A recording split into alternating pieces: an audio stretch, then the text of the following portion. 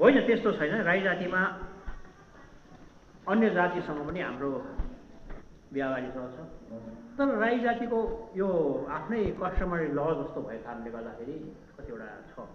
जस्तो मैले गुरुङनी बिहा गऱ्यो भने गुरुङनीलाई चाहिँ राईमा कन्भर्ट गर्नु पऱ्यो। त्यो राईमा कन्भर्ट गर्दाखेरि के गर्नुपर्छ भन्दाखेरि चाहिँ अब यतापट्टि चाहिँ एउटा मैले बिहा गरेँ भने मैले एउटा माइती पक्रिनु लाउनु पऱ्यो चेलीलाई।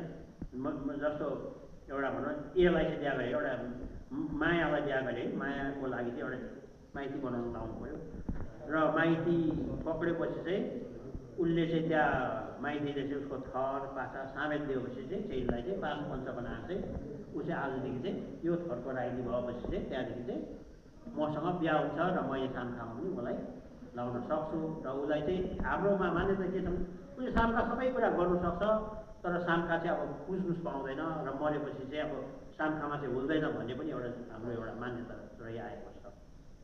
र इन्टर कास्ट म्यारेजमा तपाईँले जुन चाहिँ सामखामा हाल्दैन भन्ने जुन चाहिँ कुरा गर्नुभयो त्यो चाहिँ होइन भन्ने चाहिँ आएको छ।